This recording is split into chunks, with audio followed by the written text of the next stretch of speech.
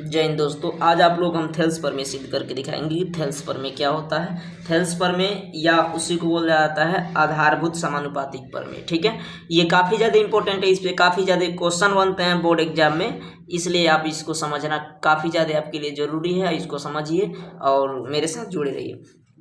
अब देखिए, समय लॉस ना करते हुए पहले क्या होता है, सॉल्यूशन लिखना है आपको। सॉल्यूशन करने के बाद क्या हो दिया है, क्या दिया है, तो एक त्रिभुज ए बी सी दिया है। क्या दिया है, त्रिभुज ए बी सी दिया हुआ है। इसमें क्या किया है, जो बी सी है, बी सी इसके समांतर डीएम एक रेखा खींच दिया हुआ है। तो बी सी ये समांतर का चिन्ह है, समांतर डीएम। अब देखिए क्या किया है, भुजा ए बी पर, भुजा ए बी जो है इसको बिंदु डी तथा भुजा ए सी को बिंदु एम पर क्या है स्थित है। मतलब ए डी पर, ए बी पर जो है बिंदु डी स्थित है, ए सी पर एम स्थित है। ठीक है, इतनी बात समझ में आ गई।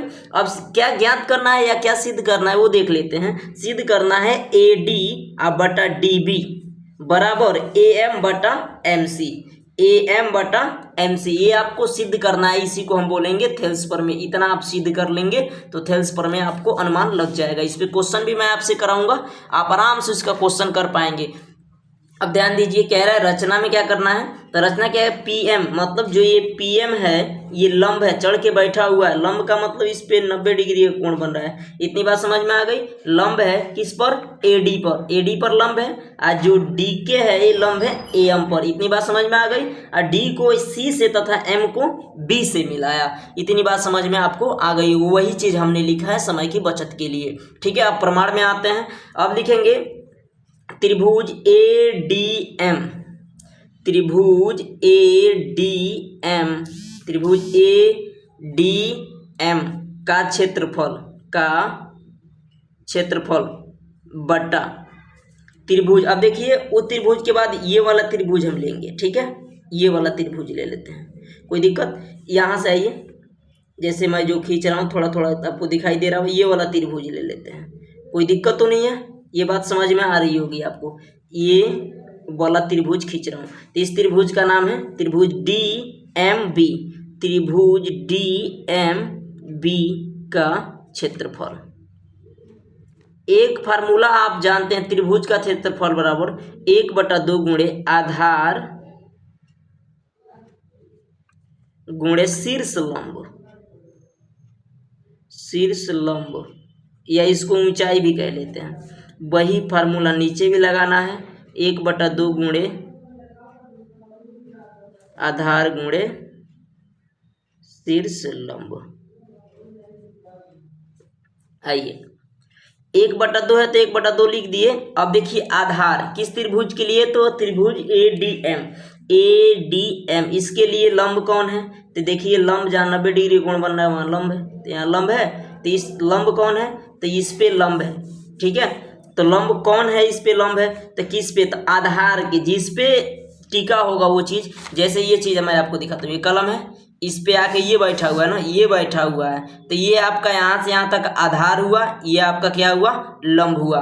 उसी प्रकार से देखिए यहाँ दिखाई दे रहा है, आपको दिखाई दे ही रहा होगा। देखिए, तो ये वाला क्या हो जाएगा, लंब, ये वाला क्या हो जाएगा, आधार। वही बात आपको देखना है। तो आधार कौन हो जाएगा, तो आधार आपका हो जाएगा ए डी। देखिए लंब शीर्ष से ही तो डाला जा रहा है वो, तो देखिए लंब है, तो ये क्या हो जाएगा, पी एम बटा वही बात 1/2 गुणे आधार। देखिए, तो इस त्रिभुज में जब आएंगे तो आधार क्या है, तो यही आधार है, डी बी आधार है, गुणे इसके शीर्ष से कहीं लंब डाला गया तो ये तो लंब होगा नहीं, शीर्ष से यही लंब डाला गया है। तो शीर्ष से जो यहाँ पे देखिए इस त्रिभुज को ले रहा है ना, तो इसके शीर्ष तो ये है, आधार ये माने हैं तो शीर्ष ये है, तो यहाँ से जो लंब डाला गया है तो वही क्या है, लंब पी एम ही है, पी एम। इतनी बात समझ में आई। 1/2 से 1/2 कैंसिल, पी एम से पी एम कैंसिल। अब क्या बचेगा आपका, ए डी बटा डी बी, ये आपका समीकरण 1 मान लीजिएगा। इसे त्रिभुज ए डी एम का क्षेत्रफल बटा त्रिभुज डी एम बी का क्षेत्रफल।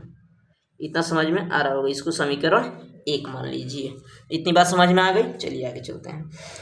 अब वही बात यहाँ चित्र पे आइए, वही बात त्रिभुज ए डी एम। पुनः क्या करेंगे, शुरुआत करेंगे मेरे तो आ जाइए, त्रिभुज ADM का क्षेत्रफल ले लेते हैं बटा त्रिभुज ADM का क्षेत्रफल हमने लिया है, ADM का क्षेत्रफल ले लिया, ये वाला क्षेत्रफल, ठीक है। अब इस वाले त्रिभुज में आ जाएंगे तो त्रिभुज DMC या DCM, अब त्रिभुज DCM का क्षेत्रफल, ठीक है, बराबर ये वही सूत्र लगाएंगे, 1/2 गुणे आधार गुणे शीर्ष लंब, आधार गुणे शीर्ष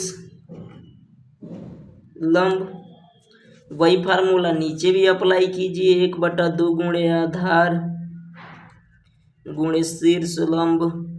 जब आप मेरे साथ नोट करते चलेंगे तब आपको अच्छे से समझ में आ जाएगा, वीडियो देखने से कुछ नहीं होता ज़्यादातर, ठीक है। आइए, 1/2 है तो 1/2 लिखिए।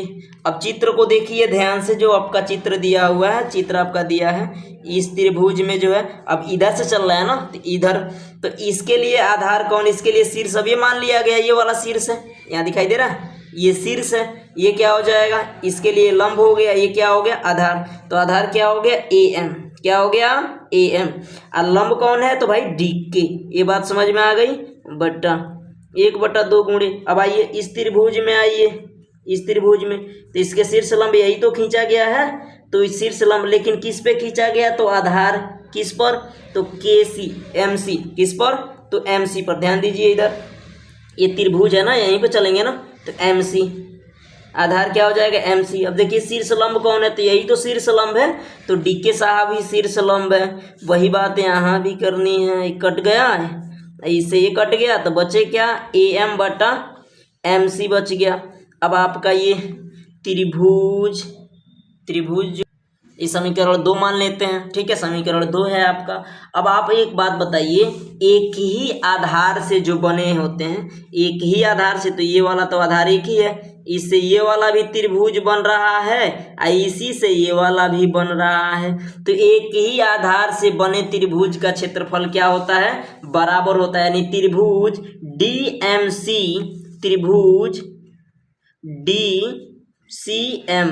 DCM का क्षेत्रफल बराबर होगा त्रिभुज DMB, ठीक है, DMB इस त्रिभुज के क्षेत्रफल, त्रिभुज DMB के क्षेत्रफल कि क्या हो जाएगा बाबू, बराबर हो जाएगा, इसका मान समीकरण 2 में रखने पर, समीकरण 2 में इसे पुट कर देते हैं, नहीं दिखाई दे रहा था, समीकरण 2 में इसे रख देते हैं, समीकरण 2 ये है, तो देखिए त्रिभुज DCM के जगह क्या रख दें, त्रिभुज DMB रख दें, तो त्रिभुज ADM का क्षेत्रफल आप बटा, यहाँ क्या हो जाएगा मेरे प्यारे बाबू, DMB का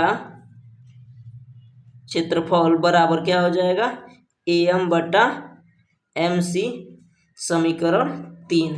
अब समीकरण 1 और 2 में हम तुलना कर दें तो कोई दिक्कत, देखिए त्रिभुज ADM का क्षेत्रफल बटा त्रिभुज DMB का क्षेत्रफल, वही बात यहाँ देखिए, त्रिभुज ADM का क्षेत्रफल बटा त्रिभुज DMB का क्षेत्रफल, बात वही है।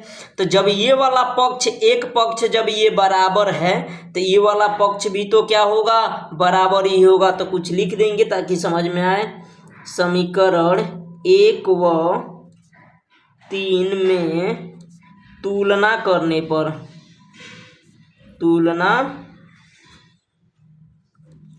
इन दोनों में जब हम कंपेयर कर देंगे तो ये पक्ष जब बराबर है तो ये पक्ष भी बराबर हो जाएगा, तो वही आपका हो जाएगा AD बटा DB बराबर AM बटा MC। ये आपका क्या है, थेल्स प्रमेय हुआ, यह सिद्ध हो गया, हैंस प्रूव्ड, ठीक है, हैंस प्रूव्ड। ये बात आपको समझ में आ गई होगी। अगर आप चाहते हैं इसका स्क्रीनशॉट लेने के लिए तो आप स्क्रीनशॉट ले सकते हैं, ठीक है, मैं शुरू से दिखा देता हूँ, देखते जाइए, ठीक, आप इसका स्क्रीनशॉट ले लीजिए। मुझे उम्मीद है कि ये आपको समझ में आ गया होगा। तो आप दूसरे काम करिए, इसमें दूसरा चित्र बनाइए, चित्र बना करके समझने का प्रयास करेंगे तो आपको अच्छे तरीके से समझ में आएगा। जहां डाउट होता है वहां आप तुरंत कमेंट कीजिए, या कमेंट नहीं कर सकते हैं उसको सॉल्व कर रहे हैं, अगर वैसे दिक्कत हो रहा है तो आप इस नंबर पे SMS कर लीजिए 7522823798। इस नंबर पे आप SMS कर दीजिए, व्हाट्सअप SMS, मैं उसका रिप्लाई दे दूंगा। ठीक है, ओके, धन्यवाद।